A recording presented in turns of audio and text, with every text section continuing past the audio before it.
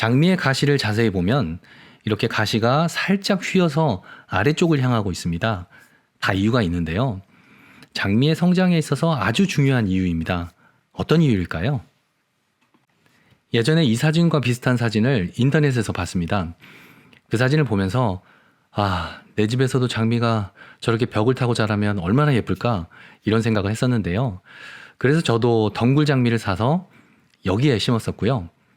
지금은 다른 장미가 심겨져 있는데 그때 그 장미는 처음 심었을 때 크기가 이 정도 됐었습니다. 그리고 키가 좀 더 자라면 묶어주려고 이런 구조물도 설치를 했었는데요. 그런데 아무리 기다려도 장미가 이 높이까지 자라지 않는 겁니다. 왜 그랬을까요? 안녕하세요. 소라의 정원입니다. 덩굴 장미로 내 정원을 한껏 더 멋스럽게 가꾸고 싶다 하시는 분들은 잘 들어주시기 바랍니다. 장미를 연구하시고 직접 재배도 하시는 선생님께 배운 내용과 제가 장미를 키우면서 알게 된 노하우를 설명해 드릴 거니까요. 이 영상을 끝까지 시청하시기 바랍니다. 여러분 정원의 장미꽃을 풍성하게 피우는데 많은 도움이 될 겁니다. 질문입니다. 덩굴 장미에 꽃이 많이 달리게 하려면 주가지라고 하는 굵은 가지는 이렇게 서 있어야 할까요? 아니면 이렇게 누워 있어야 할까요? 누워 있어야 합니다. 덩굴 장미의 가지는 주가지라고 하는 굵은 가지와 거기에서 나온 격가지 이렇게 두 가지로 구분을 하는데요. 주가지가 길게 뻗어가면서 격가지를 내고요. 주가지에서는 꽃이 피지 않고 격가지에서 꽃이 핍니다. 그런데 주가지는 이렇게 옆으로 누워 있을 때 격가지를 많이 내고 그 격가지에서 꽃이 많이 피고요. 이렇게 지면에서 수직으로 있는 가지를 보면 보시는 것처럼 눈이 별로 없죠.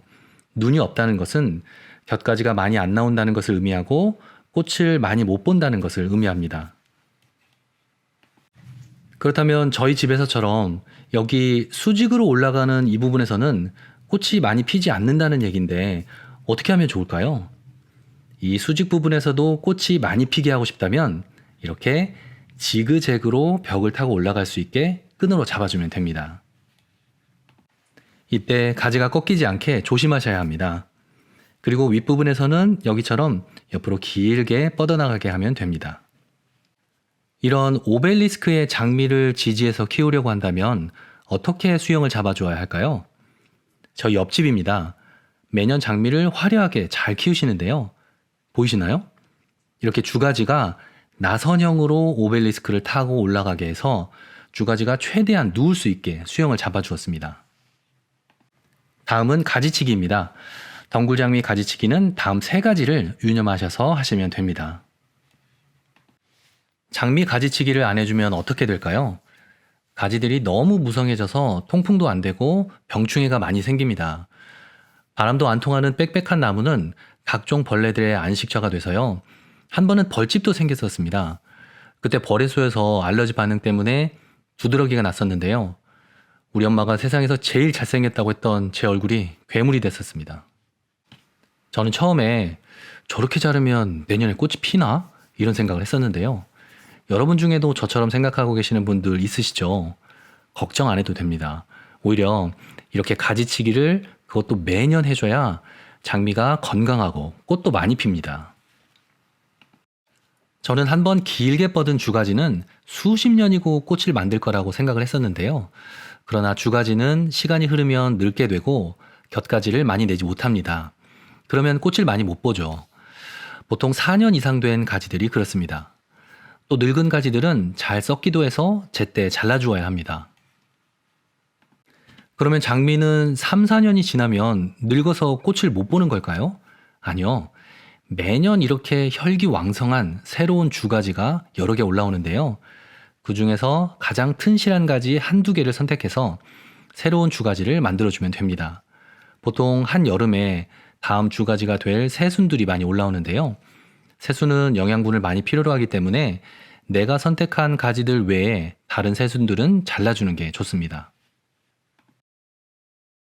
제 정원에서 여름에 물러서 죽는 식물들이 종종 있는데요. 대부분 속가주기를 안 해서 그랬습니다. 식물이 건강하게 자라기 위해서는 통풍이 중요합니다. 장미도 마찬가지인데요. 바람이 잘 통할 수 있도록 무성하게 엉켜있는 곁가지는 잘라주어야 합니다.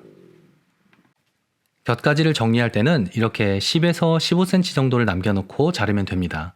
자를 때는 눈의 위치를 잘 봐야 합니다. 가지가 뻗어나갔으면 하는 방향이 이쪽인데 눈의 방향은 반대쪽이죠. 그러면 여기 밑쪽에 있는 눈을 한번 볼까요? 내가 원하는 방향이죠. 그러면 이 눈 바로 윗부분을 잘라줍니다. 눈의 위치를 잘 보라는 이유는 잘린 부분 바로 밑에 있는 이 눈에서 가지가 나와서 꽃을 피우기 때문입니다. 곁가지 사이가 이렇게 한 뼘 정도도 안 되게 너무 붙어 있으면 가운데에 있는 이 곁가지는 잘라내 주는데 이런 식으로 가깝게 잘라줍니다. 그러면 이쪽에서는 곁가지가 자라지 않고 바람이 통하는 길이 생깁니다. 영상 초반에 덩굴장미가 길게 자라지 않고 관목장미처럼 자랐다고 했었는데요. 왜 그랬을까요? 꽃집 사장님이 저한테 관목장미를 잘못 줘서 그랬던 걸까요? 아닙니다. 제가 장미의 특성을 잘 몰라서 그랬습니다. 장미의 가지는 지지할 무언가가 없이 허공에서 이렇게 바람에 이리저리 흔들리면 더 이상 길게 자라지 않습니다. 가늘고 긴 장미의 가지는 쉽게 꺾이기 때문입니다. 그러나 이런 끈을 사용해서 어딘가에 고정을 시켜주면 그때부터는 가지를 길게 뻗습니다. 영상 시작할 때 이런 질문도 했었죠. 장미의 가시가 왜 살짝 휘어서 밑을 향하고 있는지. 이쯤 되면 왜 그런지 이제 좀 감이 좀 오시죠? 예전에 닌자 영화 같은 걸 보면 닌자들이 성벽을 타고 올라갈 때 이렇게 생긴 갈고리를 성벽 위로 던지잖아요. 갈고리와 비슷하게 생긴 장미의 가시도 이와 같은 역할을 합니다.